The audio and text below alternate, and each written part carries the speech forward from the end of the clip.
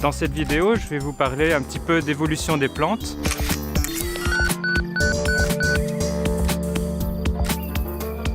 C'est un sujet très vaste, on ne peut pas tout aborder dans cette vidéo. Je vais juste vous donner quelques grandes lignes importantes. Alors déjà, première chose, les plantes n'ont pas toujours existé. Il y a eu un début, comme pour toutes les autres formes de vie.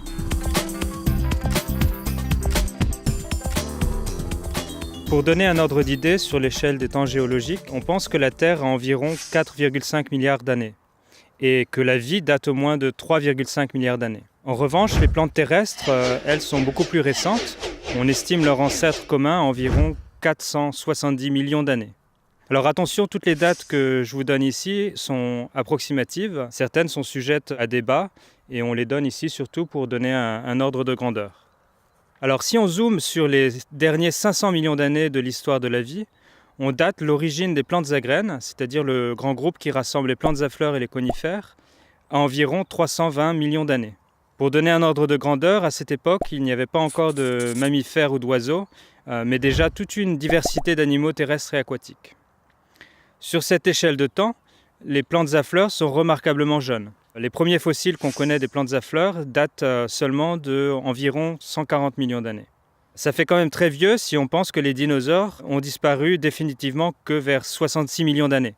Alors à l'exception que les oiseaux sont en fait des petits dinosaures avec des ailes. La diversité extraordinaire des plantes à fleurs, c'est donc le résultat de seulement 140 millions d'années d'évolution. Au cours de cette période, les plantes à fleurs ont progressivement dominé la plupart des écosystèmes et aujourd'hui c'est de très loin le groupe de plantes terrestres le plus diversifié. Environ 9 plantes sur 10 sont des plantes à fleurs.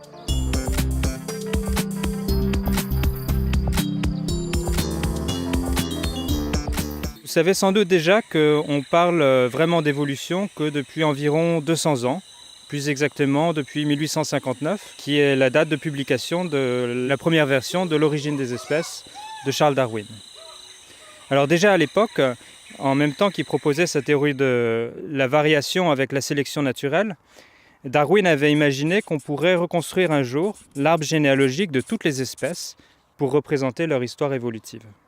Aujourd'hui, cette représentation, qu'on appelle phylogénie ou arbre phylogénétique, c'est devenu un outil universel pour comprendre l'évolution de tous les groupes d'organismes vivants, les plantes, les animaux, champignons, les bactéries.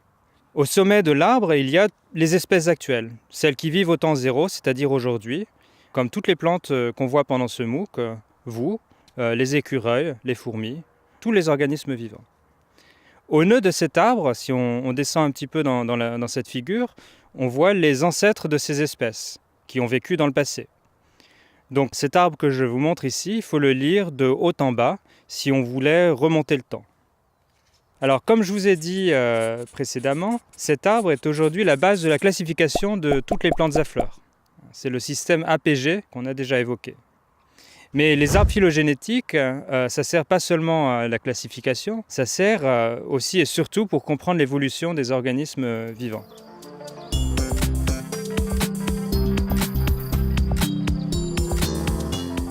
Alors maintenant, je vais vous donner un exemple. Je vous montre une phylogénie simplifiée de toutes les plantes terrestres. Alors on y retrouve les mousses, les lycopodes, les prêles, les fougères, les conifères et les plantes à fleurs. Alors attention, ici j'ai vraiment simplifié l'histoire, c'est juste pour vous donner un ordre d'idée de cette phylogénie. Donc cet arbre il permet de retracer certains événements importants dans l'histoire des plantes terrestres. Alors tout d'abord la sortie des eaux qui caractérise l'ensemble de toutes les plantes terrestres, c'est bien pour ça qu'on les appelle plantes terrestres. Ensuite, l'apparition des vaisseaux qui caractérise toutes les plantes qu'on appelle vasculaires. On peut aussi noter sur cet arbre l'apparition des graines, qui caractérisent toutes les plantes à graines, c'est-à-dire l'ensemble formé par les conifères et un certain nombre d'autres groupes de plantes et les plantes à fleurs. Et enfin, on peut remarquer sur cet arbre l'apparition des fleurs qui caractérisent toutes les plantes à fleurs. Ne prenez pas mon message à l'inverse, cet arbre ne veut pas du tout dire que les plantes à fleurs sont plus évoluées que les autres plantes. Tout dépend du contexte. Alors comment est-ce qu'on arrive à remonter le temps pour reconstruire l'évolution des plantes ? Tout ce qu'on peut voir aujourd'hui, c'est l'état des choses, le résultat de l'évolution. Donc on voit que des organismes vivants, une diversité de plantes de toutes formes. Et à partir de cette diversité de plantes vivantes, il n'est pas du tout évident de reconstruire le passé à partir seulement du présent. Et c'est pourtant ce qu'on fait.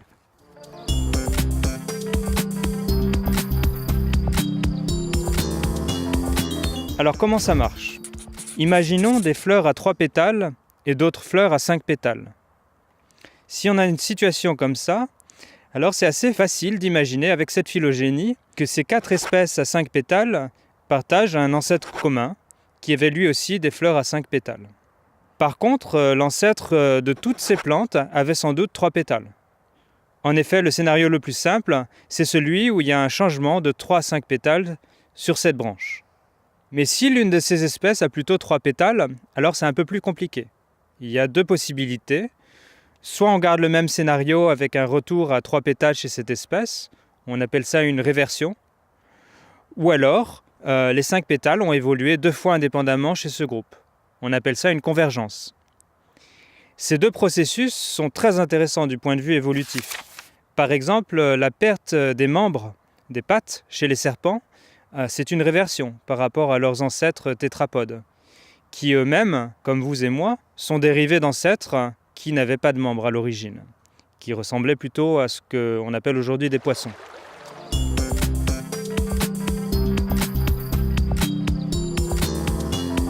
Alors comment est-ce qu'on reconstruit la phylogénie ? Le plus simple, ça serait d'avoir des traces directes du passé, autrement dit d'avoir des fossiles pour retracer cette histoire. Malheureusement, c'est impossible pour presque tous les groupes vivants, à quelques exceptions près. Pour la plupart des groupes, notamment chez les plantes, il existe des fossiles, mais il n'y en a pas assez pour reconstruire cette histoire précisément.